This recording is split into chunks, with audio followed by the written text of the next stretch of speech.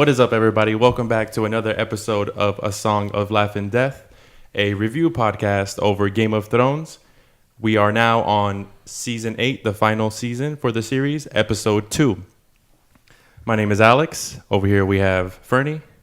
Of course, we have Manuel, our lore expert, and we have David as well. Remember, guys, to follow us on Instagram at Laugh and Death Podcast. Make sure you interact with us. We're trying to engage with everybody on the Instagram. Check us out on YouTube for the video podcast where we have nice animations and effects. It's youtube.com/laughanddeath.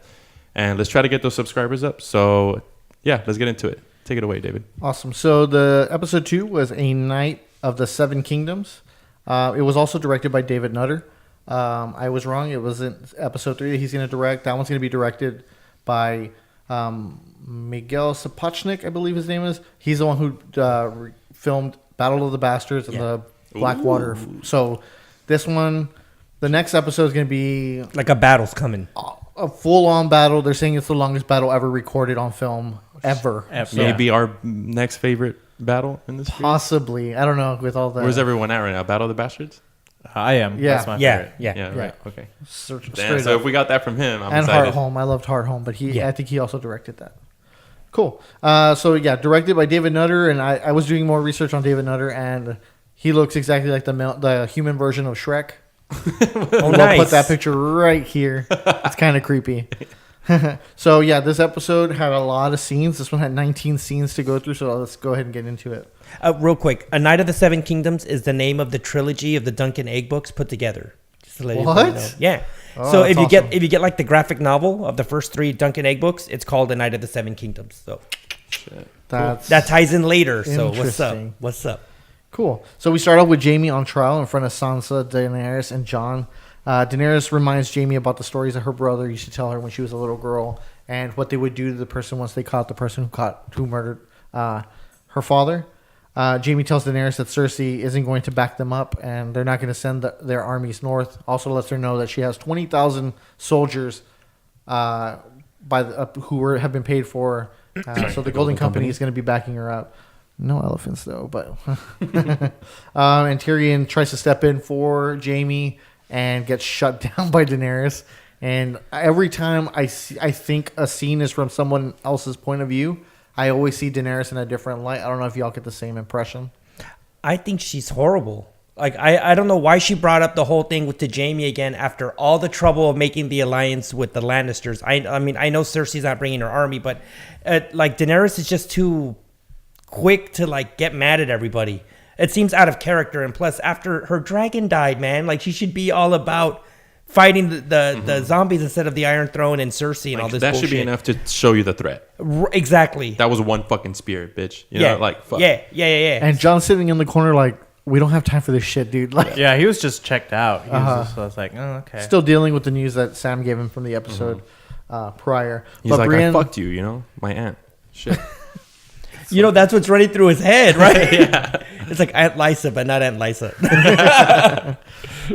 Brienne stands up for Jaime, and I think in this scene, Brienne could have said a little bit more. I don't know if it was overkill if she would have said well, I know for a fact that he said that he had to kill the king because of blah, blah, blah, but could have been a big slap in the face. So I think she said just enough. Hey, I can trust this guy. He did this and he did that. Gave me a weapon and armor to protect you, Lady Sansa. And, it's just, I think it was just enough where it's not too drawn out where Daenerys can poke holes into her argument. I think it was just enough to cement that Jaime's a good person. And it shows that he kept his oath from Catelyn Stark saying that he was going to try and free Sansa and... No, I think Daenerys needed to be told about her father again. Listen, you dumb platinum blonde bitch. like your father tried to burn King's Landing, and if it wasn't for Jaime, it would have happened. Yeah. I'm sorry, I'm just mad at her. But I also think she wouldn't believe him because it's his words against his word against the whole history. Everybody believes that Jaime did it just to be a dick. Yeah, that's true. And Jaime being the one that did it is no, I did it because he was gonna burn everybody alive. True. Cool. Before we go on, a little housekeeping. Let's go ahead and get our prayer candles lit up. Speaking of burning shit up, So in this very next scene, actually at the My end lord. of this scene, we do see John walk off without even acknowledging Daenerys, and it kind of weirded me out because it's kind of like the boyfriend who has a secret that he doesn't want to tell his girlfriend, so he kind of like avoids her, and hopefully she breaks up with him. Yeah. He's like, "Your Grace," and he just leaves. Before we go any further, I think Daenerys took a backseat, like, or people put her in the backseat, like most of this episode, like even like that, like she gets up to walk out of the room, and I don't know how like procedure is supposed to work, but I'm pretty sure Sansa and Jon had to wait for her to leave, and then they can leave.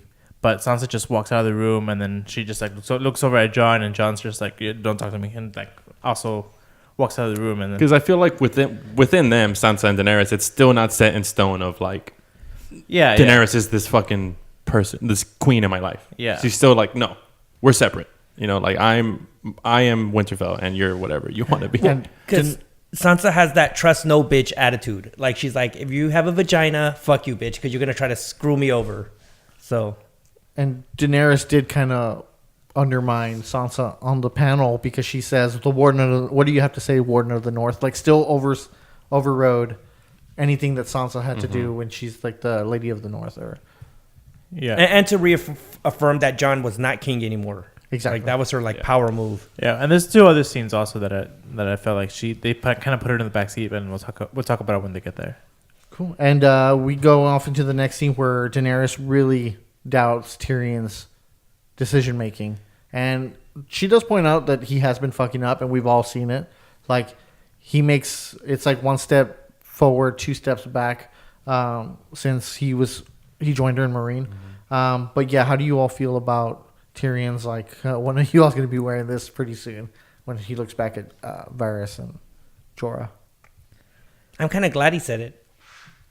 Like here, I mean, I don't know. I'm just mad at Daenerys, so I'm just like, here, take your fucking hand, bitch. I'm trying to help. I was getting you an army. I don't think he meant to like him like, oh, I guess whenever like he's gonna give up on it. I think it's him saying like, she's gonna replace me. Oh yeah, Like, of course, yeah. It's Dany's decision, and I think like she has to tell him like, hey, you've been fucking up, and like remind him because. Even when Tyrion was defending Jaime, he's like, "My Grace, like I know my brother." She's like, "Oh, like you knew your sister, like you told me to trust her, and she ended up backstabbing us." Like I just want to also point out as we get further along into this episode of how Daenerys actually kind of like worries about Tyrion though. So she still has this sense of respect for him when he wants to. Remember later on when he wants to fight, she's like, "No. You're gonna stay in the crypt because everybody can fight, but there's not minds like yours." And she's kind of So in a sense, I feel like she's still like I think she's just trying to make him see everything a little more clearly. Well, I think and that's also like after Sansa talks to her and Jorah talks to her, like that's when she realizes like, okay, I need Tyrion. Yeah, true. That's right. So we can get we'll get into that. You're right. Cool. So we also move into this next scene where Gendry and Arya are in the, I guess the weapon room or something. The armory. Armory, and Gendry's still working on his on the dragon glass to prepare for the battle. And Arya asks, like, "Where's my weapon?" But before that happens, I don't like the looks that she's giving him. She's just standing there like. She's checking him out, yeah. Yeah, and like you see, it was so like strategically that his shirt's cut like perfect, so that you can see like his pec muscles and the steam and coming the steam. up. Yeah, and he then, just and dips then his hot iron into. His hot dragon glass like destroys fucking the undead. and he looks up at her and like Arya just gives her like the eyebrow raise, like, oh, I was like, oh, they're gonna fuck. Like, even before they did, I'm like, oh, she's like, because we talked about it last episode where we're like. I don't like how like I didn't see any flirty to them, and I was like, yeah, they were kind of flirting, but it was an awkward one. And this one's more evident, like that Arya's into Gendry or something, because just the way she was looking at him, like she was looking at him like a snack. She's like, No, dude. No, what's happening? Well, Arya grabs a few shards of dragon glass, and she asks like the real questions because like she knows how to fight like people, but she doesn't know how to fight the undead. Like, what do they react? What are their weaknesses? Are they fast? Are they slow? Yeah. Well, this is because Gendry was kind of like, oh, were you going to be in the crypts? And she's like, no, like, I'm going to fight. And he's like, no, this is nothing like you're used to. Like, I know you're not afraid of rapers or thieves Murderers. or murderers. Yeah. But these are the dead. This is death. Well, because she asked, like, because she, like you said, like, yeah, she's asking the important questions, like, what are they like? What do they smell like? How hard are they to kill? Because she wants to know before she goes into battle, because she's a warrior, like, you know. And Gendry's like, they're bad. I'm like, really, just bad? Like, you can do better than that. And he just says death. And that's when she goes into a horror line, like, death has many faces. Like, I look forward to seeing this one. While she's throwing I think they were knives, like dragon glass knives at that pillar, and it was just like landing like straight on. And so I think that's when Gendry's like, okay, like, she's more than capable of taking care of herself. I worry about her though, because like she's used to close quarters combat, and you can't wound this opponent. You have to. It's all kill shots. You need kill shot after kill shot And after then kill maybe shot. more so she's used to one-on-one-ish type things. I mean, And she then did with- take on with the undead. three stupid kids that were after Yeah, her. but Sword. Yeah, no, like the way the undead fight is like a tidal wave. Yeah, it's just they're I mean, hordes. you can They just swing at bombard it, you. but it's not gonna stop it. Yeah. Yeah, like even if you cut it in half, like you saw, like they keep coming at you, and I'm a little worried. But I think she's gonna become a White Walker hunter. You'll see. Arya's gonna be the one like killing the White Walkers one by one. I have a feeling that's why she has that weapon. To be like, yeah, I could see that. That'd Could be like bad, a like badass, sneaking like, around super- and yeah. shit, like jumping from one of the parapets to land on them. I could see that. Fuck yeah, that'd be badass. She kills one of the White Walkers, gets its face. Becomes one of the White Walkers. It's just the face and the infiltrates. rest of the body's hers. Like, I can't turn eyes. It's that fucking picture you showed me. She thick. The White Walker's thick. All right, so we move on to the next scene where Jaime and Bran finally sit down and talk. Bran understands why Jaime did what he did, kind of forgives him for what he did, because without Jaime pushing him off, he wouldn't have become the Three-Eyed Raven, and he wouldn't have been one of the reasons why they might succeed.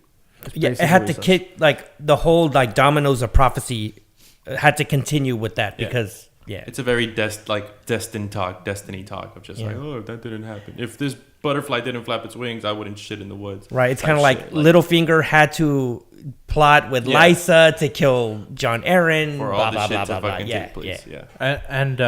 And Jaime asked him, like, asked Bran, like, why didn't you tell him?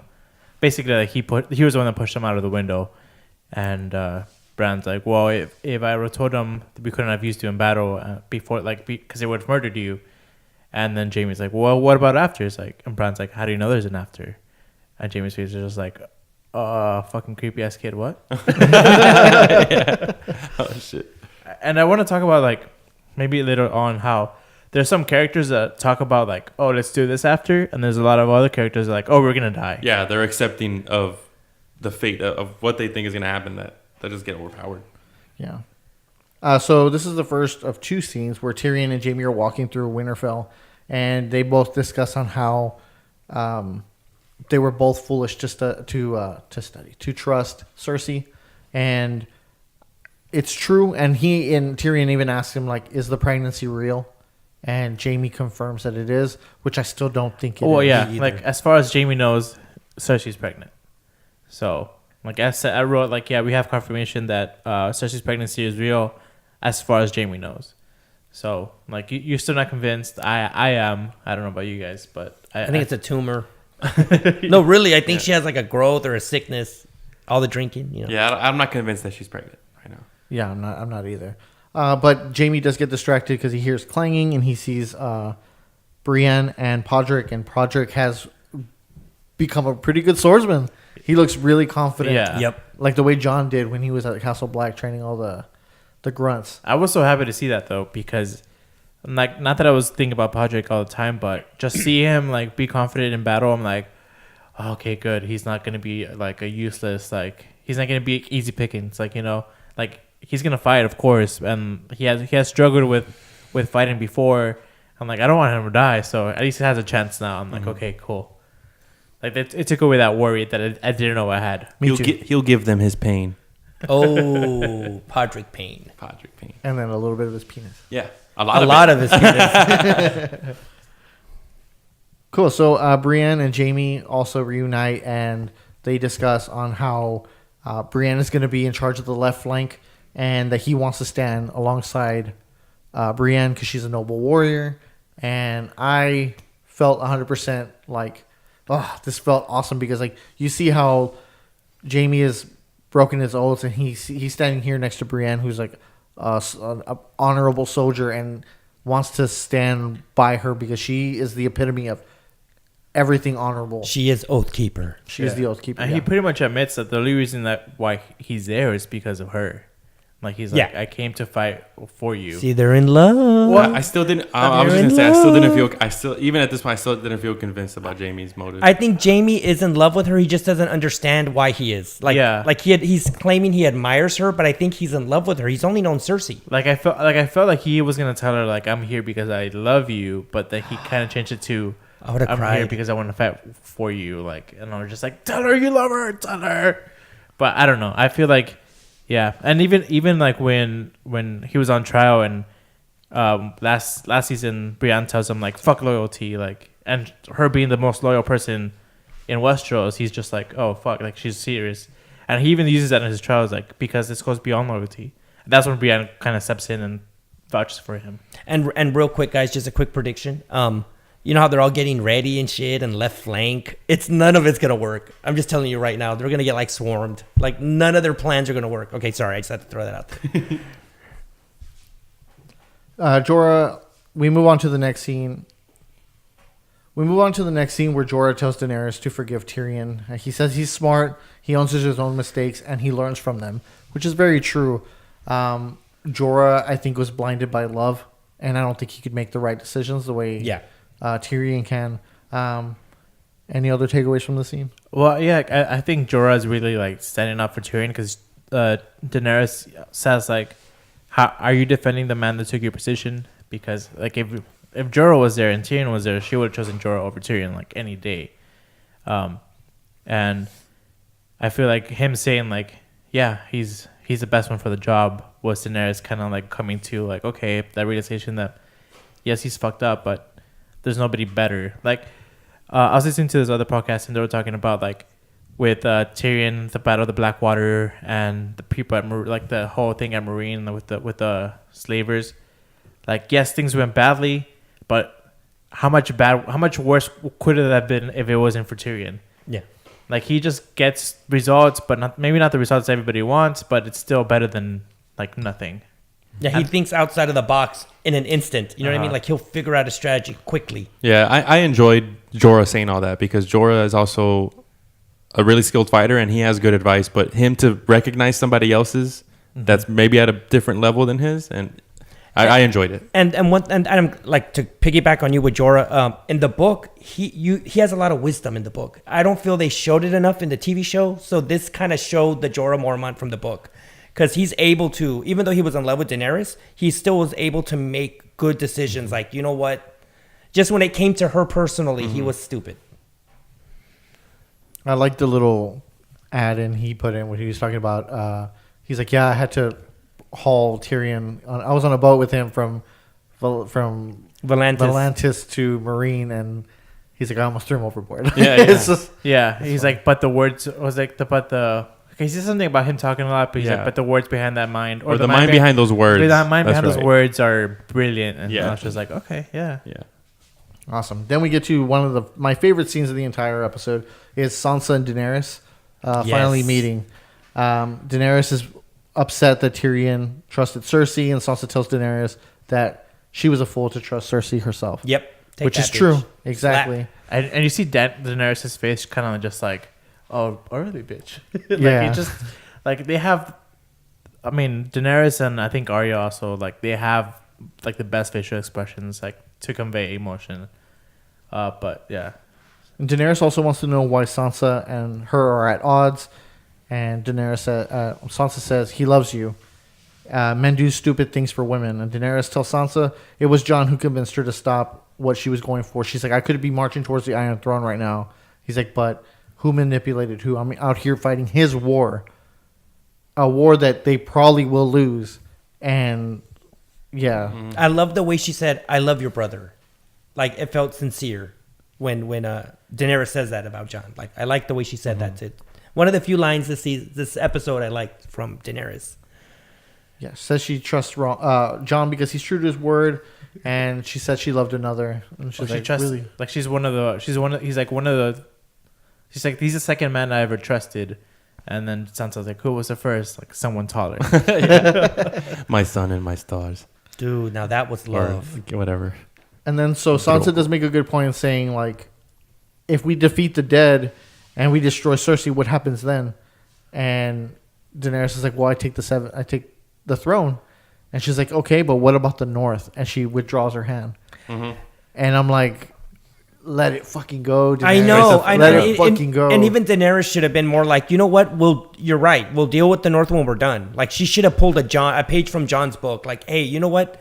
I know you're a fucking bad bitch too, redhead, Sansa. We'll figure it out when it's over. Mm-hmm. But she had to fucking get pissed.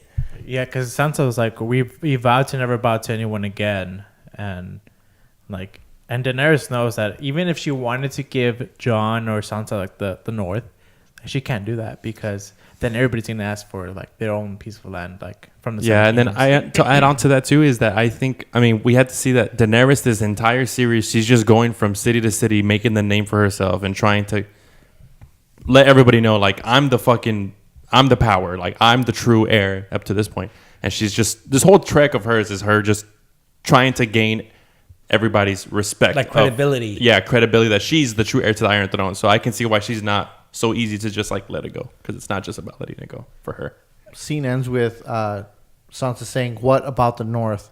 And Daenerys is about to respond, and this is the first of two scenes where they get interrupted, and Daenerys doesn't really get to say anything, so they leave it all in the air. It's like a gray area as far as what's going to happen to the North. And I think Sansa was kind of like channeling Littlefinger, like trying to get Daenerys comfortable and talking, because after I forget what Daenerys says, and then Sansa kind of like puts her hands on the table and like opens herself up, like metaphorically, and she's like, I should have thanked you. Like, she, instead of being on the offensive, she's kind of like, all right, let's see where this goes, and like, let me get her guard down. Yeah. And then that's when she, like, once Daenerys starts, like, they start laughing about like somebody taller line, and then that's when Sansa's like, what about the North after? Like, she catches her off guard. And I think Daenerys, like, she does love Jon, and she's fighting his war, but I think she knows that she has to fight this because to secure the North. Because she needs to secure the North before she goes for the Iron Throne. And Sansa knows that also, so it's her bringing that up. Theon is back. Theon is back in Winterfell, and Sansa sees him and starts to tear up, hugs him, and embraces. Theon pledges his alliance and says, I want to... he tells Daenerys, my sister Yarrow took back the Iron Islands. The Iron Islands in your name. Which makes Daenerys feel like, okay, cool. He's the only one that says my queen, if you notice. I think the whole episode. I mean, besides like Mormont saying Khaleesi, right? But he's the only like non-Daenerys groupie that's like my queen. Mm-hmm. And he also says that he wants to fight for Winterfell because he owes him. He's like, I took this castle once. I want to give it back. Like, how do you feel about that? I loved it. Yeah, I teared up. Yeah. I said last episode that I hated Theon's redemption arc, but this, I don't know why, just him, like, and Sansa's reaction just made me tear up. And I was like, okay, this is the way they should do it. Like, they should have done it in the first place. Like, him coming back and giving everything to the Starks. Yeah, I liked it too. I really enjoyed it. And it was a real sign of like true forgiveness. Like the way Sansa and Theon are, like it was real. It's real forgiveness. Like whatever happened didn't matter anymore. Yeah. This is what I'm saying. Where I think he's gonna go out in a way where he's gonna sacrifice himself for somebody else, more important character wise. Yeah. And this is also one of the scenes where I thought like Daenerys, they put her in the backseat because Theon comes in and he talks to Daenerys and it's like, yes, Yara went to get the Iron Islands, and then when Daenerys is like, well then why are you here? He just completely like just looks at Sansa and just talks to her directly, and Daenerys is just there like, oh okay. Yeah, she's like I don't even know what. Like he's not here to fight for me. He's here to fight for Sansa. And I think Daenerys is seeing how people are loyal to Sansa and Sansa has no magical dragons, no fucking army. They're just loyal to Sansa because of her leadership. Yeah. And something Daenerys lacks. Like Daenerys rules like a tyrant. Mm-hmm. So and Jamie also kind of asked Tyrion, like, is she different than her father? So, yeah, I feel like even though she's like has read these cities and SOs and all that stuff, and like it's some other dragons and blah blah blah, people are still not convinced about her. Like, they're still kind of worried about her. Yep. So in the next scene, Davos speaks to the beggar, and he says, "We're not soldiers." He's like, "Well, eat up." He's like, "Everybody here is going to be a soldier." Tells him to get some food and go to the side and go get a weapon and start practicing because their fate is imminent. And then we have Gilly herding a couple kids around. She's looking hella thick, dude. She looking Triple chins and all, dog. You can tell she's pregnant. Mm-hmm. Yeah. And the angles they're using like a downward angle on her. It's not flattering at all. Well, I mean, yeah, but I like that they kind of like just still put it in the show because I'm pretty sure they could have just easily recasted somebody or whatever. But I like that she's like, "Oh, you got pregnant." This like it's not like a detriment. Like it's not like I mean, it didn't take me out of it. Like at first I was like, "Oh, she got thick," and then I was like, "Oh, she's probably pregnant." I was like, I thought people were starving in the north. Yeah, no, she should have had like a turkey leg in her hand. No, really, just to make it believable. Like, hey, she's snacking. no. Or half-eaten. She's snacking. Can I just say and go back? This scene where that man, the beggar or whatever, getting food. This scene of Davos like, we're all soldiers in this time. Like, dude, this fucking scene made me like kind of feel sorry and feel bad for. I mean, because I know this is make believe, you know, and it's a show, but it makes me think of like real life times with wars in other countries and how they're just getting what they can to fight off a threat to them. Yeah, but it's just like. There was just so much of like, fuck, dude, this is fucked up. The people who actually have in their real life have gone through shit like this, and maybe the history of our people or like humans, you know, fighting against each other this way. It's just like, fuck, dude, it's intense. And you know that some of them have no chance, and it's just like, oh, and you can see it in that guy's face. He's just kind of like overwhelmed. Davos gives us some words like, I've never been in a fight, but I survived the Battle of the Bastards. Like, right, I was like, this walls, like, you guys will be fine. Like, if I can survive this, you guys can too. And they're like, okay, like they're a little bit more convinced. And on second watch, when Jamie is talking to Brienne, like in the background, because she's out in the field, in the background you see like old ladies with spears, like hitting the bags. And I was just like, oh fuck, they really are training everybody. Like it's not just the men. And then that scene cements like they're farmers or they're like beggars or they're whatever they are, but they're not soldiers. Yeah. And so, well, I mean, at least that one little girl is a soldier. She says she was. It just strike hard for me. You get that sense of like dread and doom that's coming their way, kind of like. And I got the same sense. Like that's why the movie Fury is like one of my favorite movies of all time. Oh yeah, with Brad Pitt, because like the entire fucking time you know that the army's marching on them and they're just stuck. It's like, what are you gonna do? And then it's 6 tanks. And it's just so. It's so. I don't know. I just.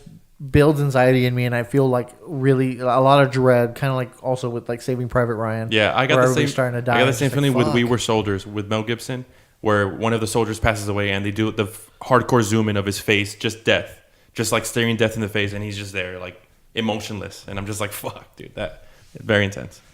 Well, a little child, our kid approaches Davos with a burnt face around the same area as Shireen's. And she has a beautiful Scottish voice. Was it Scottish or Irish? It's Scottish. She's like, I want to fight, and I can't do it. What do I do? I can't do it. That's pretty good, though.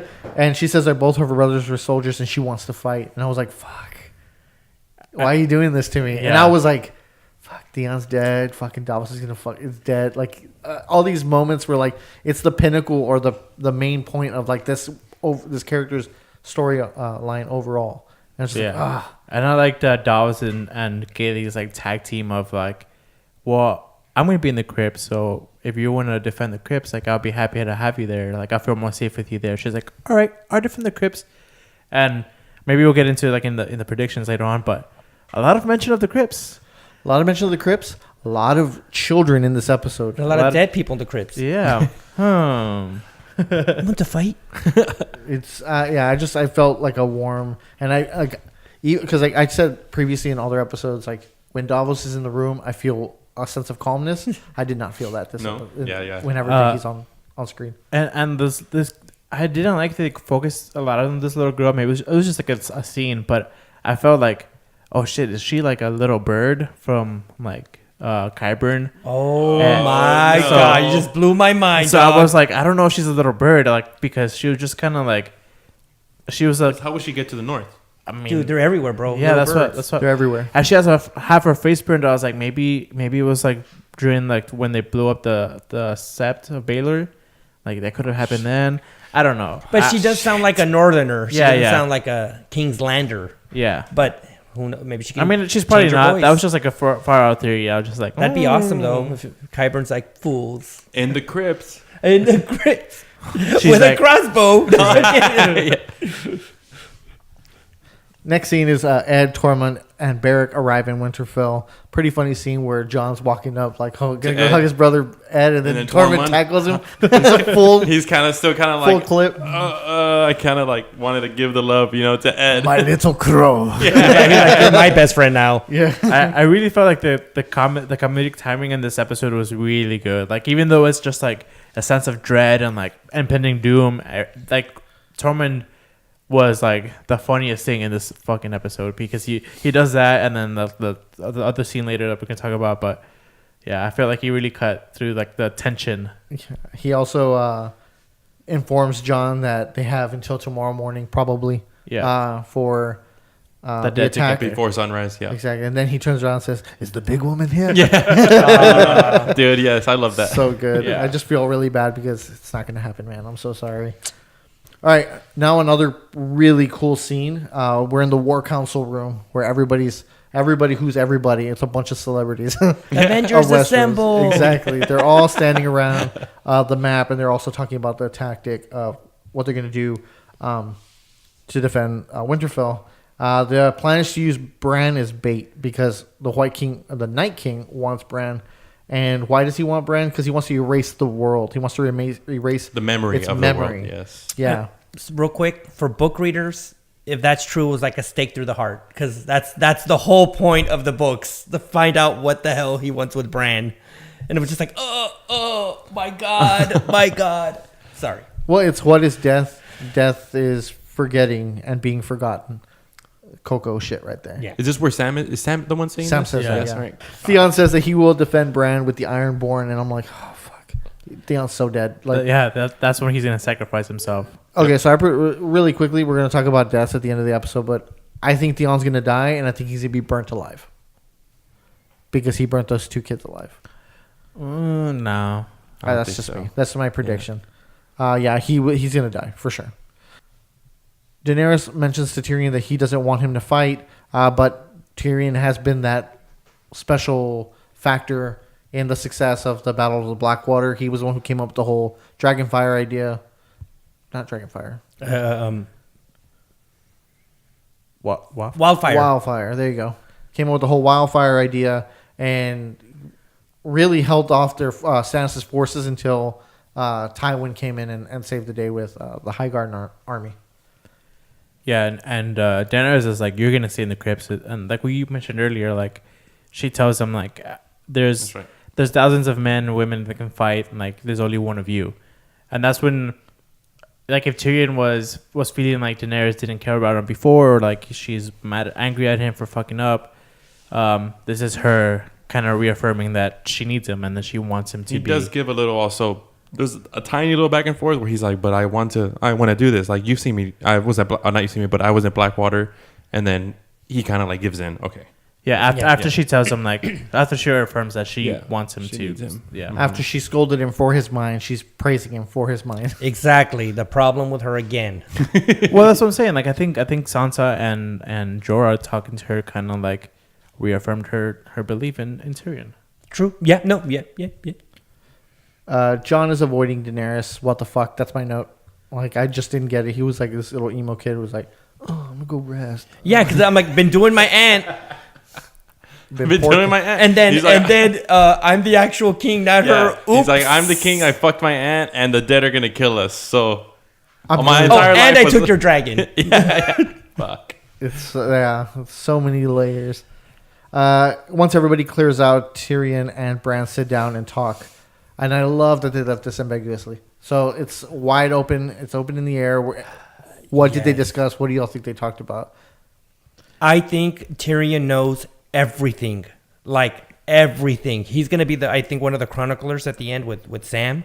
So he knows everything from the truth about like what Littlefinger did to Jaime killing the Mad King to how the Night King was created. I think he knows everything, like all the major points, right? Yeah, and even who's gonna die. Like Tyrion knows all all the right questions to ask.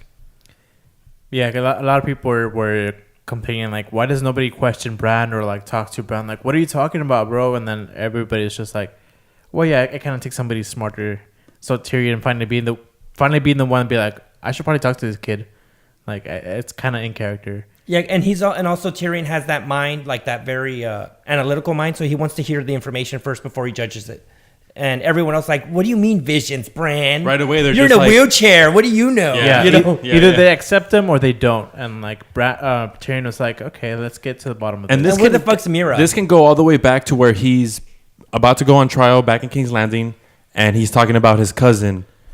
He's like, I wanted to know what he was doing, smashing the fucking bugs, and his curiosity of understanding somebody's mind and the way it works. Right. So that can go all the way back, like type parallel there with Bran. Exactly. I'm really excited for that reveal that Tyrion has.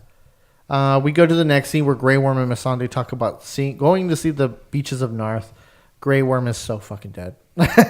This whole like happily ever after is not going to happen for This them. scene felt like I don't know if they were being political a little bit, but it made it like seem that white people hate dark-skinned foreigners because all the like white poor kids were looking ugly at like and I'm like, this is a different world. Yeah, that's what I'm saying. Like I said last episode, I don't think it's a racial thing. I think it's just more of a foreigner thing. Yeah, but they did it specifically with the dark because they don't do that to Daenerys. I mean, you don't see it in the scenes with Daenerys. You see it always with Missandei. She's the queen, so she can like if they think that she's blonde. Well, if they think that she's still like her dad, like the Mad King, like you don't want to risk.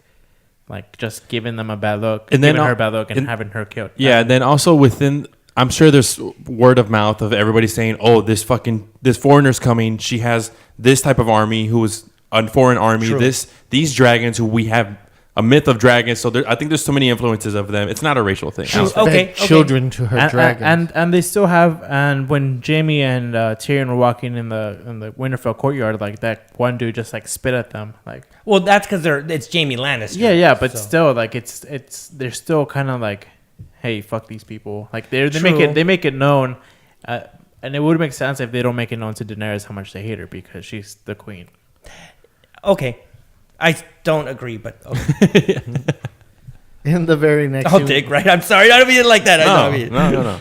No, but like this is the part where I was saying like I think it's people saying like we're gonna die and people like making plans of after the battle, and do the people that are making plans after the battle, are they the ones that are gonna die, and the ones that say they're gonna die, are they the ones that are gonna survive? Because it's always that writing thing where like, oh, I can't wait till this is over, and then they're dead. True. Doesn't do well for Tyrion, which we're about to get into. Jon, Sam, Ghost, and Ed are standing atop the walls of Winterfell, and they're looking out, kind of reminiscent to them being at the wall, looking over, just like waiting for the impending doom. Now, is Ghost the last direwolf that's... No, there's Nymeria. Nymeria is that's Yeah, right. That's she's right. out in the wild. Yeah. I have a feeling she's going to make it. Where's her army of wolves, man? We need to get the Hobbit and just shit. Fucking army of wolves. It's going to happen. Well, Sam says he wants to fight, and Ed says that Samuel Tarly, the slayer of White Walkers, lover of ladies, if we didn't need more signs of the end was the world was ending. Yeah. Like, dude, that's all of them. Fucking good. It's true. I killed Thin.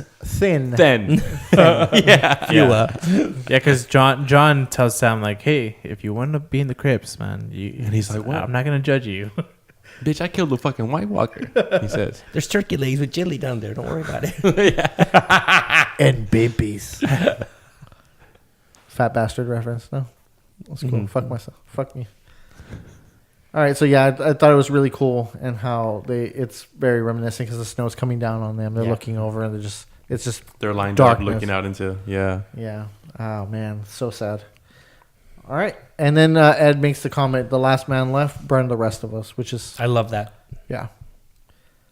All right, so now we're gonna go to a fireside chat with Tyrion and Jaime. This was an awesome, like 3 big scenes that we had throughout the episode. The first part was Tyrion and Jaime, and they're talking about the perils of self-betterment, and they give themselves cheers. They talk about how they wish that Tywin was around to see them two fight. That was such a dick It went move too from far. Tyrion, dude. And I wish father was here. it's like, looks at him Jaime's like, what? Like, you killed it. Like, It's like, you son of a bitch. yeah. And then we have Brienne and Podrick join the gang.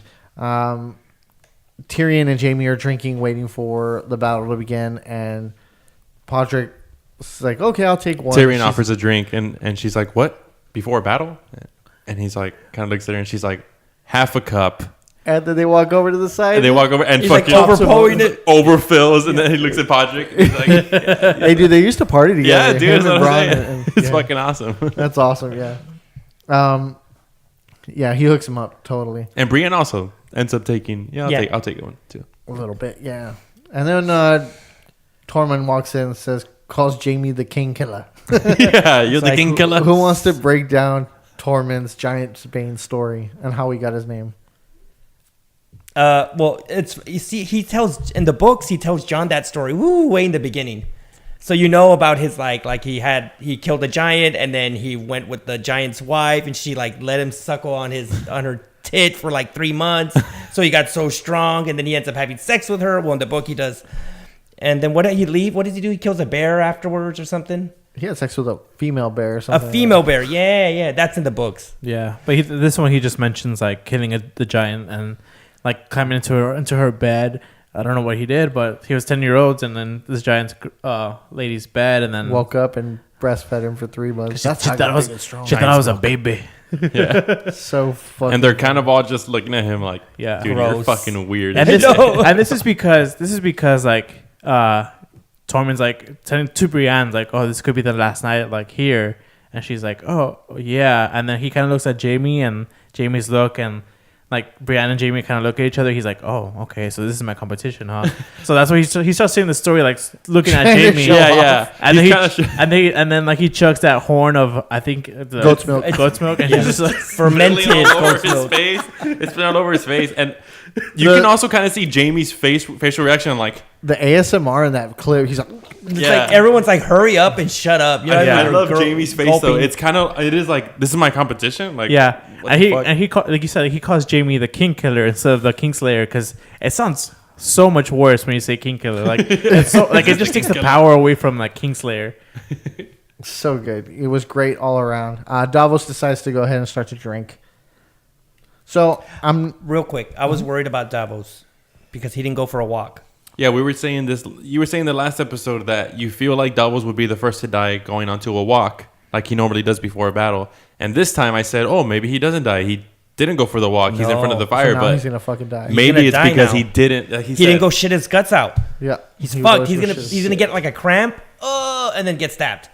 Fuck. They're gonna throw him a sword. It's gonna go right through his fingers. I'm not gonna go through the other scenes. I'm gonna do the fireside chat part 2, immediately. Do you have something to pitch in? No, I liked how they because it cuts between like this scene and another scene, and then when they come back to this scene, like they're just all just quiet, like looking at the fire, and like and they're just like hanging out, like like they're all thinking about the battle to come and like just the consequences of like what's gonna happen, and I don't know. I feel like they were talking at first and Tormund being like a fool, but then like after they come back to that scene, they're just quiet and yeah, Tyrion and Jaime are just staring in the fire, and you can see like they know they're gonna die. they're Contemplating.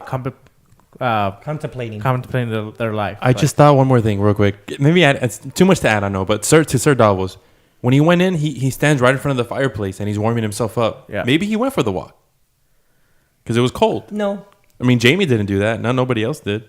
but he was And- outside with the troops and serving soup to Yeah. little burn girls. Yeah, and when Brienne and Podrick first get there, they're like, "Oh, we're just looking for one place to. I guess they're gonna practice like sparring and stuff." And then they're like, "But we'll come back." So no, like it's fine, stay here. So What if Brienne and Podrick are hooking up the whole time? That's too much dick for her to handle. Yeah, even though she's tall, right? Pero Yeah. como quiera. Podrick Payne, baby. Cool. So Fireside Chats Part 2. Everyone at that point, they discuss how they all fought the Starks at one point, and now they're defending Winterfell. They contemplate about them all dying, and then Tyrion's like, oh, maybe we'll all survive. I mean, we have a lot of battles between us, and they start talking about all their accolades over the last seasons of all the wars they've won. Davos has won 2 wars, and he has no combat experience. And then Brienne beat the Hound and then Jaime's like, and I lost the Whispering Wood. He's so different now. I love Jaime. Yeah, Jaime's awesome now. Cool. So they discuss about how many battles they had survived, and then Jaime steps aside to go get some wine, and Tormund asks Brienne, Sir Brienne, and she's like, oh, I'm not a knight. And he said, you're not a knight? He's like, because he doesn't understand like Westerosi customs because he's from the north. It's tradition. She says it's tradition, that a king, whatever, knights you. And he's like, well, if I was a king, I'd knight you 10 times over. Yeah, he's like, fuck tradition. That was awesome. Yeah, fuck tradition. That's that was right. Awesome. And then Jaime comes in, well. Only a knight can make a knight. No, he's like, also, a king can, but also a knight can make a knight as well. And she, when he says, come over here, you see her like, shut the hell up. Like, not even. Her little face, like, stop. And then Podrick looks at Brienne and like gives her the nod, like, this is everything you've ever wanted. And he says all that just by looking at and she gets real excited, gets up, walks over. This is where I feel still, like I said, I don't know. I'm just kind of tiptoeing on Jaime's motives, standing on the fence. You also see a close-up of his hand, like, gripping the sword, and he's kind of like... This is the first honorable thing he's done in a long time. True, but I feel this weird thing in me where he's gripping the sword, and his kind of hand, like, shifts on it. And there's a close-up on it. There's a specific reason why they close up on it. That's got to have a different tell for something. I think it has to remind you that he has got a Valyrian steel sword. And also, it's his left hand, and he sucks at it. So maybe he was kind of like, I don't want to cut her throat. Don't want to cut her throat. Don't. Yeah, maybe. But this fucking scene had me sobbing like a little bitch. Like, as soon as like he's like, I can make you a knight. I was like, don't fucking play with me. And just seeing her also getting all emotional and I don't know. I just of all people in the entire show, I'm tearing up right now. Like, I'm not even everything he says, like the protector of men, and it's fucking awesome. All that shit. Yeah, it made me just like it's like the warrior, the father, the mother. Yeah. Because if anybody deserves it, it would be Brienne, because she's like the most knightly person that wasn't a knight. Yeah, and he calls her a knight of the 7 kingdoms. Yeah, I was all teary eyed and just like Duncan the Tall, who we think is her relative, but. Yeah, this is all she's ever wanted in life. It's kind of the kind of validation that she's ever wanted. And now Brienne of Tarth is now the Knight of the 7 Kingdoms, which is fucking amazing. And then she gets up and she has a big old stupid laugh. Like, well, you know what? No. She looked just like when she had that goofy face. That's how she looks in the books. Like she's goofy. Like she's never called beauty. They call her Brienne the Beauty as a joke. But she has that goofy big teeth, eyes. Yes, with the line like "fuck tradition" and stuff, and Jaime knighting her. I'm pretty sure she's like the first female knight in all like of Westeros and all the history. I think so. Yeah. Do you think that that's kind of like a foreshadowing of like after this battle, after whoever takes the Iron Throne? Do you think things would be different? Like traditions wouldn't matter. Like there's gonna be new traditions that are kind of that's a good way to look at new things in place. Yeah. I think it's new set of rules for everything. Yeah, I think so. I hadn't thought about that. Cool. So, the Hound and Arya sit down at the top of the wall and they share a quick drink. And I wish we would have gotten a little bit more out of the scene, but again, less is more. I liked what I got. What I got. I liked. Like I said, the last episode, I was like, I wish there was more, and I feel like this dove into it a little better because that's the relationship was. It kind of was like that even when we were seeing them together and stuff. Just very short-handed, back and forths.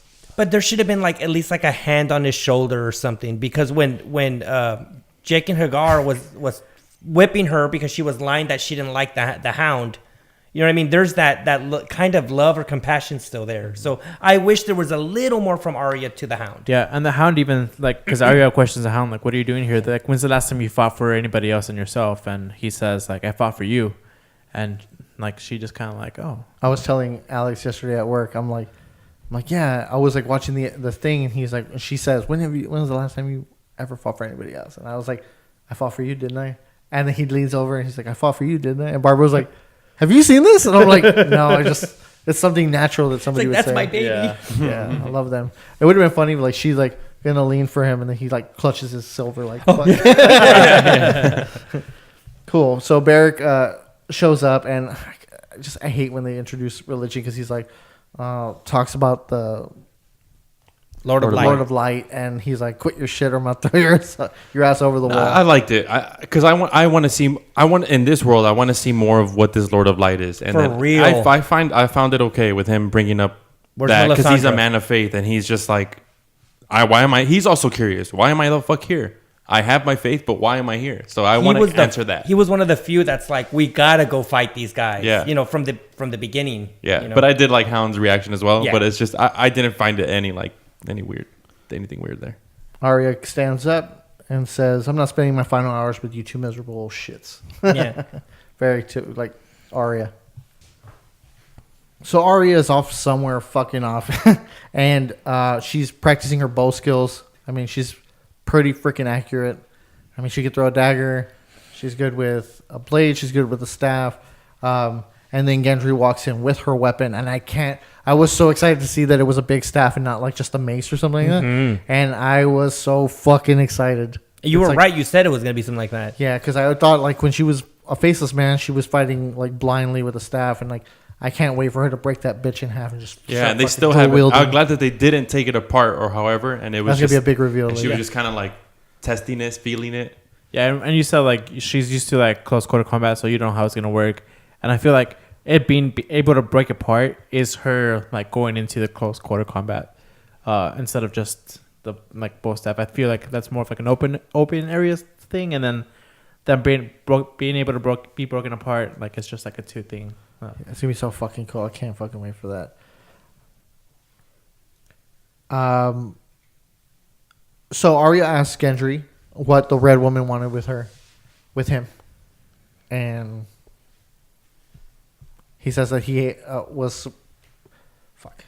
That she wanted his blood, and she goes, "Well, what kind of blood do you have?" "I have King's blood. Robert Baratheon's my I'm dad." Robert Baratheon's and she got bastard. all hot for And that. she was shit. like, she was like, "Grrr." she was I like, wish she would have done like a wolf growl, like. "Grrr." Yeah, I knew as soon as she took her gloves off, I'm like, fuck, no. Oh, yeah, as soon as she started doing that shit, like that was already a form of like undressing. I'm just like, And like just the way she was looking at him too, it was just kind of like yeah, it was like she was on the hunt, like oh, Hungry eyes, dude. Yeah, as soon as the gloves were off, I knew it was on, and he wasn't gonna use the gloves, so that's kind of gross. So okay, she kind of plays the game of faces with him, saying like, "Well, how many women have you been with?" And to see if he tells a lie. To see if he tells and a she keeps lie. kind of pushing him, and he's like, well, 2. He's like, you can't count them, and he's like, well, Three. 3. yeah. And she and like that is like okay, like she trusts him because he didn't lie to her. So I guess that's a good thing with her. And and after that, she tells him, "I'm not the Red Woman. Take off your own damn pants." No, well, I mean, before we get into the sex scene, right? She tells him, "I've never been. I want to know how it feels before this battle," because she's saying we don't. She doesn't have a outcome of like, I don't know if we're gonna make it. I don't know if we're gonna make it. I don't know if we're gonna die. You know. So she has that reasoning behind it of like, I want to know how it feels. Is what she says, and then it starts getting hot and heavy, and she says, "Yeah, I'm not the Red Woman. Unbutton your own pants." She gets undressed. And I loved that when she takes off her shirt, you see the scars on her body because Yeah. she's been through. Yeah, a and you see world of Gendry shit. react to the scars on her body. He's like, oh shit, like you've been through some shit. Yeah. I just want to say I'm glad that they didn't completely show Arya like Nude. and all this craziness, like because we've seen tits in this fucking show, and I just want to say that I don't see Arya like a sex symbol in the show, and I enjoy her as a warrior and a survivor more than anything. I don't see her as somebody who's just like this an extra little thing for somebody's visual aesthetic. Like I see her as somebody respectful and honorable. So I'm glad they did what they did. Yeah, I'm glad you they know? put like mesh on her and then made it like a milky color, so you just don't really see it. It looked like she was wearing a spank that Yeah. like was digitally like inserted because like, you can see like right here it was like. And then her Yeah. her breasts were big, like the shadow. On the side. I mean, not being a 'Cause you perv. can see side boobs. I mean, it was Side it was kind of large. I'm like, Yeah, you can see some side Arya's boob. not that big. Yeah, she did an interview, and they're talking about how the directors kind of told her like, "Hey, you can do like as much. You can show as much as you want, or you could show nothing at all. Like, it's up to you. And she decided, like, she didn't mind doing like a topless scene, but she just felt like Arya as the character didn't need that to, like you said, like she didn't need to be nude or like topless. Like it wouldn't have helped her character or anything. She just thought, like, I'm just gonna do this. Yeah, like that's what she did. And she was talking about Patrick Dempsey, which plays Gendry, and how he is like 10 years older than her, and he kind of like saw her as a little kid, and she's like it was kind of weird, and everybody was kind of like just not looking at her when I guess she was wearing like a mesh or something, but he also didn't want to like make her feel like she wasn't like a grown up, because she is a grown up now, like so that it was awkward at first, but then we kind of all just got used to it and we had fun with it, so it was a good experience for her, like. She enjoyed it. That Baratheon. I can't ship this. What do they call it? Gendrya. Gendrya. Shut up. We move outside where Lady Mormont is scolding Jorah. I love. And they start this arguing scene. about her people fighting, because he's telling her like to go back because she's like the last one. She's the head of the family. Yeah, I think Jorah's telling her to be in the crypts, and she's like, "No, I'm gonna fight." Yeah, if my I men heard are- the Cole, She's a badass, dude. Yeah, I fucking she like is. her, man. even with her growth spurt and shit. She's She got tall. She's fucking cool. I saw this really funny meme where it was like it shows the White Walkers like on horseback, like walking forward, and then it's Lady Mormont sitting on her horse, and then they start walking backwards. I was like, that's fucking cool. But yeah, it was very cool to see that Jorah, because you kind of forget that they're related because they are both Mormonts. But she does say like, I wish you Cousin. luck, cousin. Yeah. On the war to come or whatever. Yeah, and then after that, like after he's trying to convince her to like stay in the crypts and like be safe, and she fights back on it, and he's just like, okay, like you make your own decisions, and the rest of the Mormont group that's there, like they're seeing that also, like they're seeing like, okay, our leader is small and like it's a little girl, but she's still ruthless, and I feel like that's gonna give them the motivation they need to fight. And what was important was she calls him cousin, like he's a family member again. Because remember, he was exiled. He was kicked out of the Mormon house. Mm-hmm. So like cousin, I'm like, that's right. And to seal the deal, Sam comes over and gives Jorah his house sword, which is Heartsbane, which is a great sword or a broadsword. It's a great sword. So it's like 5 feet. Yeah, like 6 feet? ice. Yeah. I don't know how Jorah's gonna use that. Like I feel like it was just like, oh fuck, I have to use this fucking. I feel He's like a paladin. He's always been like a paladin to yeah. me, at least. I feel like the weight that was given from Sam, like as in like the metaphorical weight of the sword, he's gonna like take on the fucking, because of what Sam went through with Mormont in Castle Black and all that shit. You know what I mean? Like he taught me all this stuff, how to be a man, and all it this was shit. like Jorah finally getting like acceptance, because it was right after his cousin like calls him cousin, and then he gets a sword. So so Jorah's kind of like, fuck yeah, man. Yeah. And then like, you can there's go back to destiny. like John trying to give Mormont the sword that he got from Ironclaw, that he got from Longclaw that he got from him, and he's like, no, you deserve it. Like you deserve the sword. So now it's like you come back to this, and he's getting a sword again. I don't know. It's just like it was cool. awesome. Yeah, it's very See cool his connection. chest puff up like, I got this. Like, And Jorah, because Sam mentions like, because of your father, like I am the man I am, and gives him the sword, and then Jorah says like, I will fight for him, like in his memory. So that was a touching moment. I don't know, man. I feel like Sam's stories come full circle, and I don't see a good outcome for him. But we'll talk about that later. So we're going into the fireside chat part 3. They're sitting around, and Tyrion asks, "Let's." Everybody wants to call it a night, and he's like, "No, let's hang out a little bit longer." And he's like, "Does anybody know a song?" And everybody goes around the room, "No." And I love the pan of Tyrion's face, and then it's just Podrick comes in the frame, and he just starts singing, and he has a really nice voice. Yeah, dude. And then I was gonna say like the style of singing that he has as well, like. When I played Assassin's Creed, the pirate one, the shanties that they have, like that style of singing, it's like that. They almost have vibrato, the vibrato in the voice. I fucking love that, dude. It's so fucking cool. I rewound that section like 5 times. I had Dude. to hear it through, and I got all the lyrics down and stuff. Awesome. So Manuel, this song is a special song, but what is the meaning behind it? Okay, well, in the book, only the first 2 stanzas are sung. So the rest of the song is made up. But okay, with the whole Jenny was a descendant of one of the ancient kings of the first men, supposedly. Okay, so somehow she meets Duncan Targaryen, who is the heir of the Iron Throne. So when she meets him, he falls in love with her. So it'd be like the Queen of England falling in love with a grease monkey. You know what I mean? It's like, what? You know, like out of the blue. They fall in love. And because of that love, Duncan decides to break his betrothal to Lionel Baratheon's daughter. So a Targaryen was going to marry another Baratheon. But he breaks that betrothal and he gives up the Iron Throne so he can marry Jenny for love. When that happens, that makes the Mad King the new heir to the Iron Throne. Okay, so like I had to write this down, guys, because it gets a little weird, the connection. So Duncan Targaryen gives up the throne to marry Jenny. Then Duncan's brother Aerys, who is the Mad King, becomes the heir. And then while that's going on, Jenny is friends with a woods witch who some believe she's part of the Children of the Forest. Like she's like somehow mixed. And that's where the prophecy in Westeros comes out about that through the Targaryen line of Aerys, the prince that were promised will be born. So this whole like Jenny seducing Duncan had to happen. So he leaves the Iron Throne and Aerys takes it. And then and then Duncan's father, Aegon V, who is Maester Aemon's brother, makes Aerys.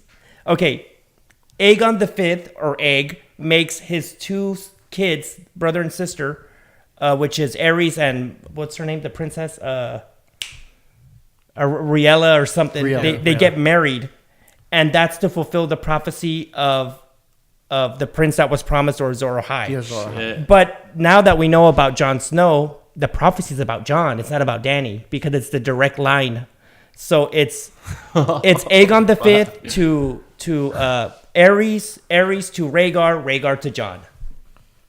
Fuck you, Daenerys. Sorry. No, fuck you, Daenerys. Yeah. Damn. Yeah, and like being a show watcher and not knowing all this lore, to begin with, like the song was just good, like cool to me. Like, you know, it was just like another song, and then like seeing on Twitter, like all the like we just mentioned, like everything you just said, like seeing on Twitter, like this is important because of this and this and that. And I'm like, what? And like just like when I'm like, how does Podrick know this song or who? Well, it's sung all the time. Yeah. Because since think about it, Jenny seduced a Targaryen king, so all the small folk sing it because they're like, you never know, maybe a Targaryen will fall in love with me. Yeah. But like that's why I love having you on the show, because it's just like the lore that it just makes that moment even more impactful. Like, and this proves that Jon was born of ice and fire because of his parents. Ooh, fiery Targaryen, cold Stark. So. Or was he born of laugh and death? Yes, he was. Yeah, because one's warmth and one's coldness. Yeah.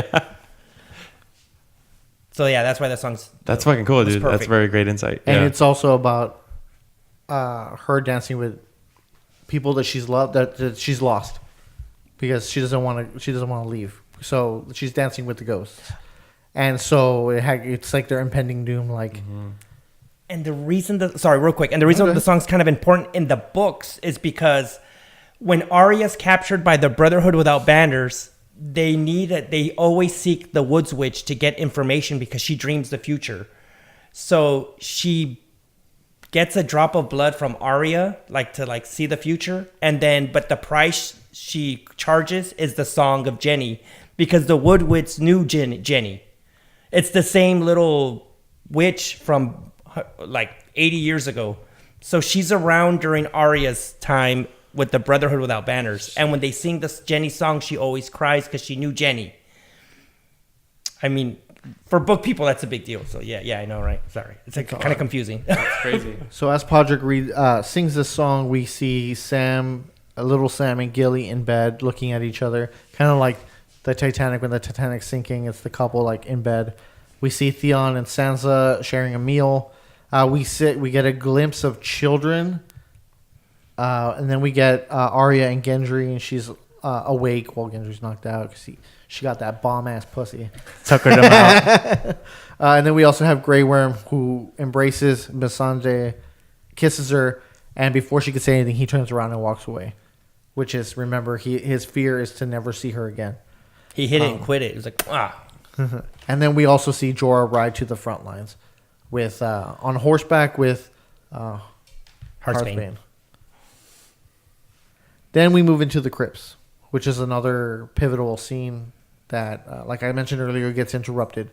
But Jon and Daenerys are standing in front of Lyanna Stark's stone statue. Before, I'm sorry, I just want to say, like, there's also, before they get to that part, there's the scene of, like, you see these other ancestors, I guess, crypts of other ancestors. They're sitting like on a throne type of, and they kind of have their hands up, like holding a sword or something. Because they were kings before. Yeah, like I want, like, that's just cool to me. I know there's no extra information, but just the fact that they showed it in the show and they made that for a just to show it, I fucking love that. Seeing that they're still giving pledge and like homage to before the time before this, but then they do cut to being in front of Lyanna and all that. And I think Torrhen Stark is in this, the one who knelt to the first Targaryen. I think his statue's close by one of those. Because there's the guy sitting on the throne, and then the next guy doesn't have one.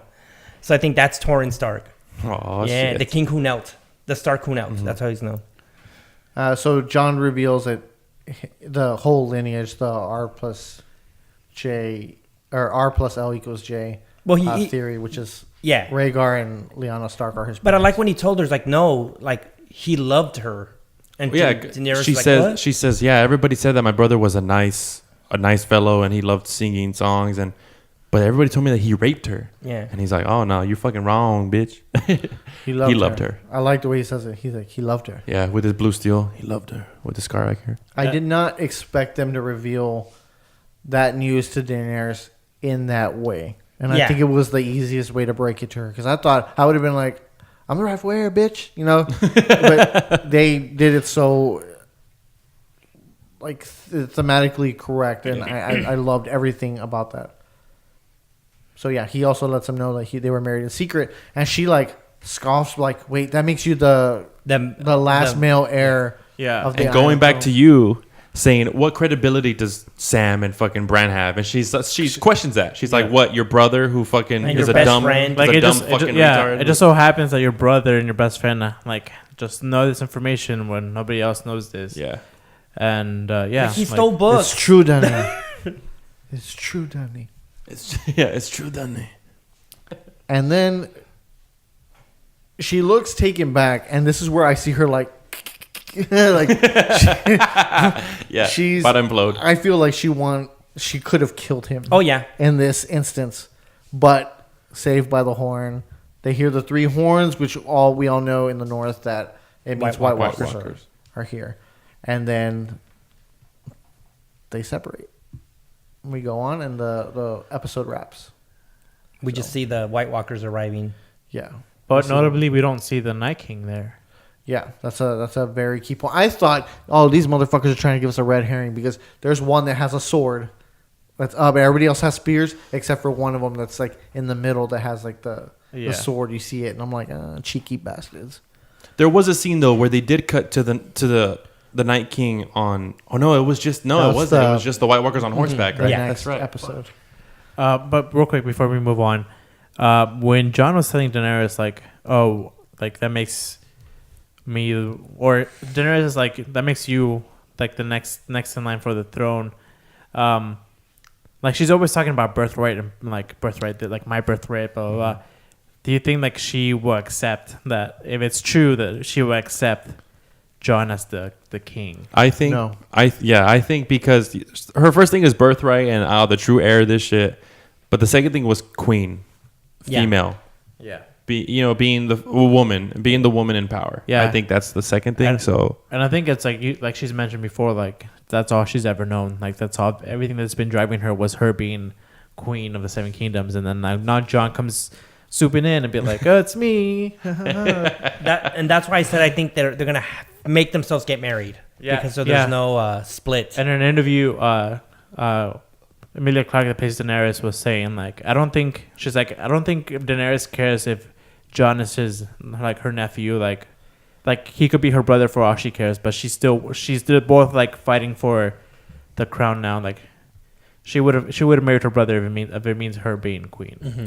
I don't know if I feel that Jon. Well, she says that Jon's fighting for the crown. Yeah. Oh, I don't know if I feel Jon that in that sense. No, Jon had a face like, I'm your nephew. Like his face was like, we're related. And she's like, why are you taking my throne? Well, no, I kind of saw it as Jon gonna tell her like, this is I'm this person. I'm Aegon Targaryen. But if you want the crown, like you can have it. I feel like he was gonna get to that point, but then the horn started. I feel like he gives the information without the motive of like, I'm the fucking the heir. He doesn't even give a fuck about that. Because he doesn't mention that until she's the one that brings that up. Like he's just like thinks he's just overwhelmed by the truth. He's like, oh my god, I am somebody. Like and in his entire life he's been aunt. a bastard. When he's actually been a person of in this realm of meaning, you know, fuck. It's very deep. They wrote songs about him, and he wasn't even born yet. It's crazy. All right, well, thank you for tuning in for our episode 2 recap. From this point on, we're going to be talking about deaths and a few spoilers that we saw online. So if you liked everything that you heard today or saw today, check us out over at youtube.com/laughanddeath and at our Instagram at laughanddeathpodcast. Hi, everybody. Welcome back to the second part of our podcast where we're going to discuss who we think is going to die in the next episode, episode 3, in the Battle for Winterfell. So I'm just going to go around and I'm going to go down the list, and I just want to hear if you think they're going to die or they're going to live. So, and I'll give my input first. So, Jon, I think he lives. Jon lives. Yeah, he lives. Jon lives. Cool. Daenerys, I think she lives. She lives. Yeah, she lives. Sansa, I think she lives. She lives. She lives. She lives. Arya, I think she lives. I think she dies. Just because She she got lives. laid already, like, you know. Yeah, lives. sure. I'm seriously worried about her. She takes his face, dumbass. She takes his dick. I don't know. She wraps it around her neck. Keeps it in her little bag. Oh, real quick, the reason why Sansa was kind of being a bitch, she was wearing the one ring, dude. The whole time she had the one ring from Lord of the Rings. You ever notice that? Actually, That's why she was getting all mean and shit. Like, In the- fuck you, bitch. I think she's gonna sit the Iron Throne. I really do. That's I'm what I like said. so Sansa? That's what I said. yeah. After this episode, I'm like fuck. Like Is that that's why it. she's getting prettier? And Daenerys Yeah, is kind of 'cause- getting uglier? Yes, because it's gonna be a prettier queen. No, not physically. Like Daenerys is really. getting uglier, like emotionally, like Yeah. attitude-wise. But Sansa's getting fucking... No, we'll get there. Yeah. Tyrion. Okay, after the fireside scene, I think he dies. I think he dies too. I think he lives. He lives. I think he's the big one. I think he he's- dies. Jamie, I think he lives. I think he dies I too. think he lives for the next I episode. think he lives in this next episode. Jorah, he's dead. I'm split. I think he lives. I think he lives to die in another episode. Yeah, I think he lives too. I think he's good as dead. Grey Worm, he's dead. He's dead. He's dead. He already made plans after the battle. We're like, no, you don't do that. I think he's dead. They still need to show more racism from like northern light skinned people, so I think he's gonna live another episode. I'm being a dick. I'm just I being think a it's dick. over. I think the North is done. Everybody's dead. Oh yeah, I was gonna say the North's dead. That's gonna be dead. I like how they put all the children, like the future of the North, in the crypts With the dead people. with the dead people. So we'll talk about that in the spoiler section. Miss Sunday, I think she's dead. I think she I think lives. she lives. Just to drive down just to drive home the point of like Grey Worm dying, like his lover like survives and her lover dies. Like it's just gonna be a sad story. Davos, I think I he think dies. Davos dies. Yeah, I think he dies. I do think he dies. He's an old man. He's experienced. He's been through a bunch of shit and And survived. he didn't and fucking now- walk and shit. So that's a sign. Brienne, I Lives. think I think Oh, she lives. I think she dies. I think So- she lives. Yeah. You don't think? Okay, if she dies, she's gonna confess to Jamie how much she loves him. That's what I'm gonna say. If she dies, but I don't think she dies. I mean, they're gonna be together in the left flank, so yeah. If she dies, yeah, there's going to be some interaction with her and Jamie, of course. But I don't think she dies. Tormund, I think he dies. No, he's gonna live. I think he dies, and I don't think it's going to be to save. I think it's to save Jamie. I don't think it's going to be to save her because it's going to undermine everything about her. Yeah, and then he'll say like, "Take care of the big woman." Something. Oh God! Yeah. You see? No, I think Term is too much of a berserker to like go down that easily.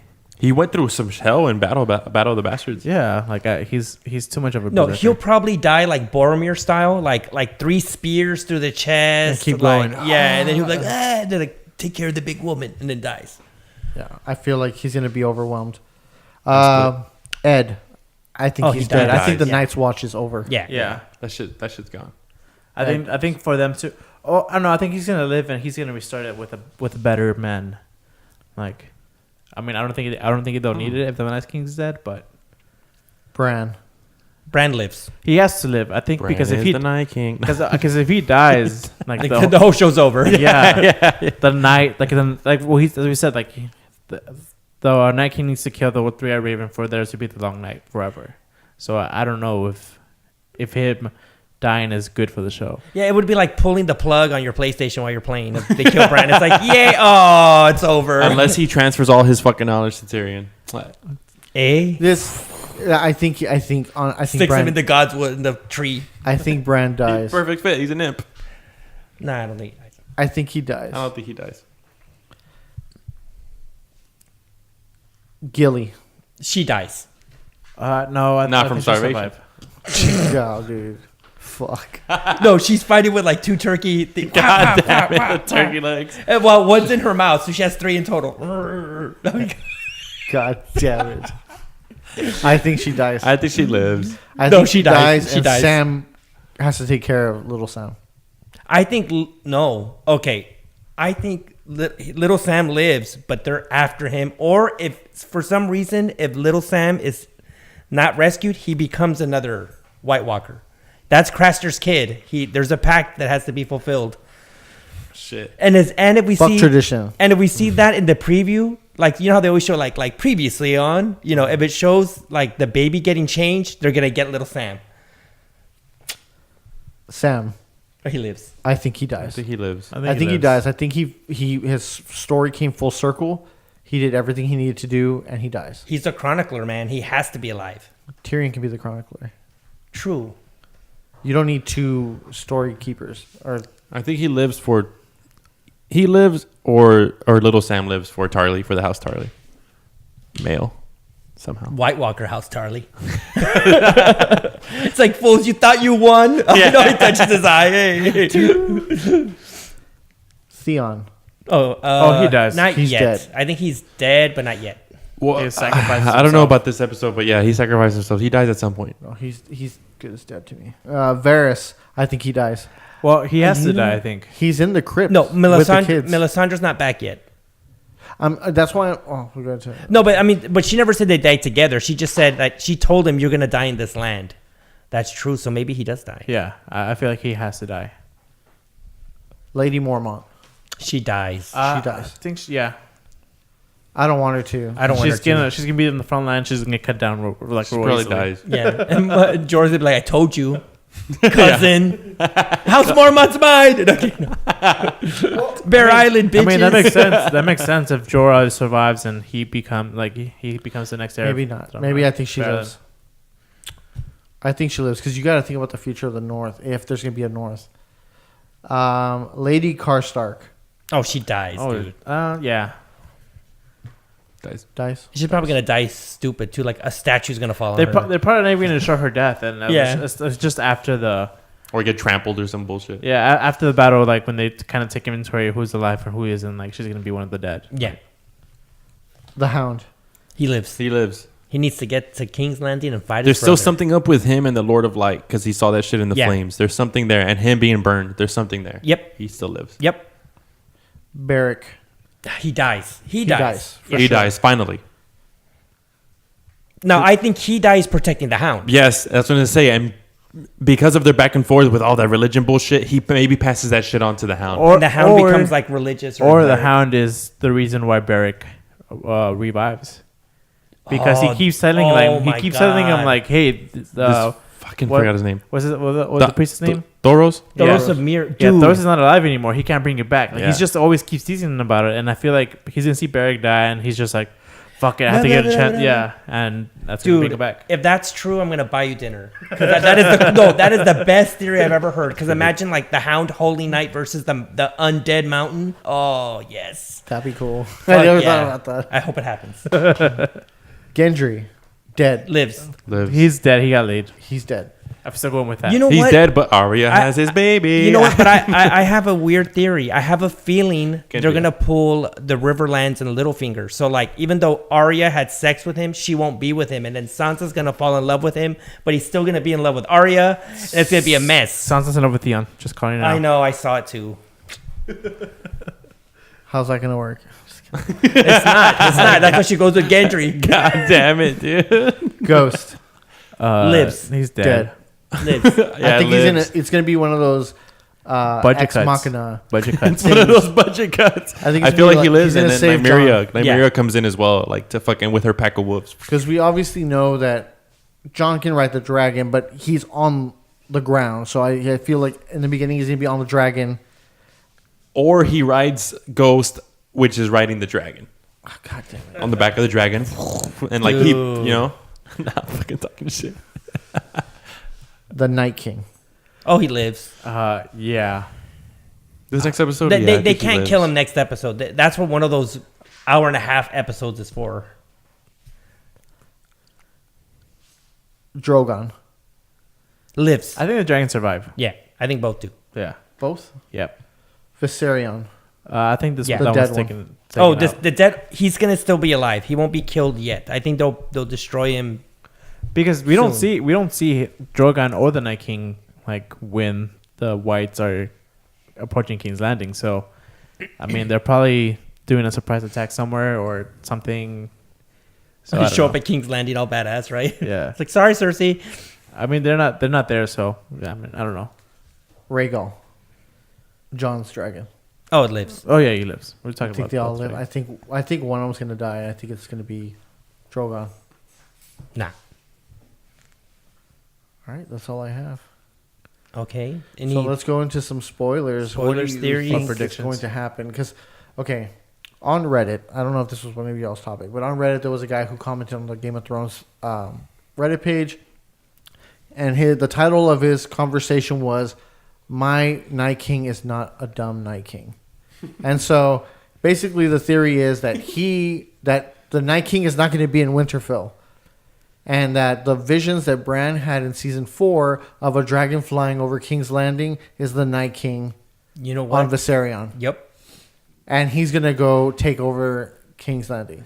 Yeah, because I haven't seen that theory, so I don't know what else you're gonna go into. But just thinking about that really quick, they show the scorpion aiming at the The dragon skull at King's Landing, so that could be like them defending against Viserion and the Night King, and we see Dany's vision when she's in the House of the Undying, not the House of the Undying. Yeah, Is yeah. it? Yes. Where she sees the throne like burnt. It's like there's like a hole in the ceiling Yeah. and it's snow And or it's- ash or coming ash. in. Yeah, and it's like it looks like it's burnt, and then also, I forgot I was going with this, but yeah, it makes sense like that the Night King can do a surprise. Oh yeah, I'm saying like what's gonna happen after this season, like this episode. I mean, like is Cersei gonna come in episode 4 and like take him out, or is she gonna come out in this episode? Because we didn't see her this episode 2. Oh, you know what they're gonna do? Next episode's gonna be all King's Landing, I think. No, I think next episode has to be the battle because It is Right. the battle. Oh, it is the battle, The right? previews for the episode were them fighting. That's true. That's true. And like you said, it was the longest fight scene ever in history. Yeah. ever recorded. So I feel like if Cersei doesn't come in and like wipe them out after the Night Kings go into King's Landing, wiping them out first, because how are they gonna do it? Like, are they gonna do Night King battle and then Cersei battle, and then like the last episode be like, okay, everything's resolved? I feel like they're going to do a 50, not 50-50, but maybe like give the Night King like 5 to 10 minutes of him destroying the fuck out of King's Landing. Yeah. Like, I think he's going over there. And another thing that was pointed out to me is that Bronn is in King's Landing. Who knows if he's taken off yet or whatever. And he's the only one that's ever wounded a dragon. So I have a feeling he's going to ground the Sarion. And I don't know. After that, I can't imagine what's going to happen. You know what, though? I have to I have to pop that bubble. Because the Night King brings the winter. That nasty cold winter, and it barely is getting to Winterfell. It can't go to the south. That's what I was saying to you as well. I was like, whoa, where is the snow at? This is what I think is going to happen. It's kind of like what you're saying too, like a little bit, just in a different order. I think they're going to attack Winterfell. Almost everyone's going to die except the main characters, like Avengers Assemble. They're going to fucking flee. They're going to escape. Either go on a boat or something with Theon's boat. They're going to all flee. Like, everyone's going to die almost. Then all it's going to be is retreat. They're going to try to get close to King's Landing. The Night King goes in, smashes it. So Cersei and everybody retreats. I think they're going to get down to, like, Storm's End or Dragonstone or maybe even Dorne before they finally stop him. But I think everything's going to get, like, trashed, like, destroyed. Everybody's going to die. I think the Golden Army is kind of like a red herring. Like, they're going to fight, but they're not going to fight as, like, the Golden Army or the Golden Company. They're going to be whites. I think that's, like, them having so many people at King's Landing and so many men. Like, I feel like that's just ammunition. And I don't know if I'll be disappointed if the White King kill Cersei. Like, I don't know if, like...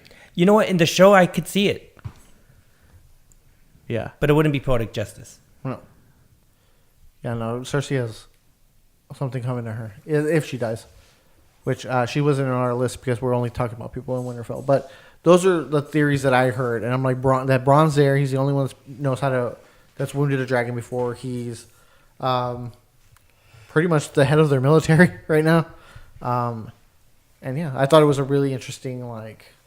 And I still think wildfire is a substance that can hurt the White Walkers too, besides dragon glass and Valyrian steel. Because regular flame doesn't, but I think wildfire does.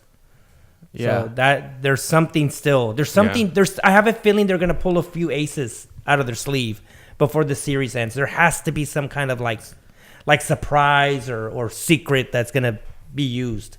Especially in King's Landing. Yeah. But I feel like... Because Qyburn's there too, and that motherfucker's smart. I have a feeling the Night King dies in episode 4, Andale. so they can deal with Cersei in 5, and then wrap it up in 6.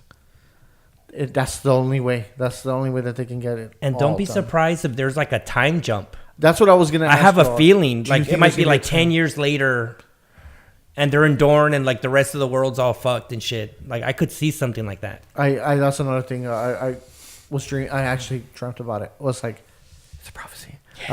So that they do like a 3 or 4 year time jump, and they go to the Iron Islands. They're safe, and then they do a time jump, and then they attack King's Landing. Mm-hmm. Yeah, I mean, really, because I think the North John, like that whole group is gone. It's just gonna be like individuals fleeing. Like the Avengers group, like Jon, Daenerys, the dragons, like they're just gonna be running away. Like there's gonna be no army, no castles. Like the Night King's gonna take it all out. No North. I don't think the North. There's no more Children of the Forest. Everything's gonna be about keeping Bran alive. Like they're gonna kind of be like the way Daenerys and Viserys were in the beginning, like going from city to city, running to keep Bran alive. I mean, in the next like couple episodes, and then there's probably a time jump. That's what I said. Yeah. Any other theories? No, I don't know. There's a lot of things going on, and I can't wait to see them. Yeah, like, me neither. Well, other than that, guys, if you guys have any theories, let us know in the comment section of this YouTube video, or let us know in the Instagram comment section or any of our Instagram posts, or DM us on Instagram.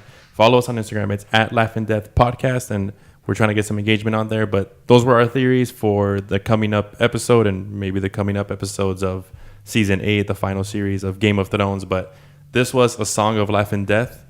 Thank you guys for watching. Thank you everybody for watching and listening. Make sure to check out the video podcast plays on youtube.com/laughanddeath.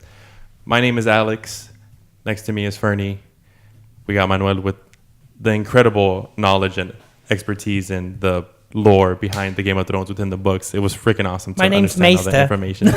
Maester Manuel. And then, of course, we have David with us. Thank you everybody for watching.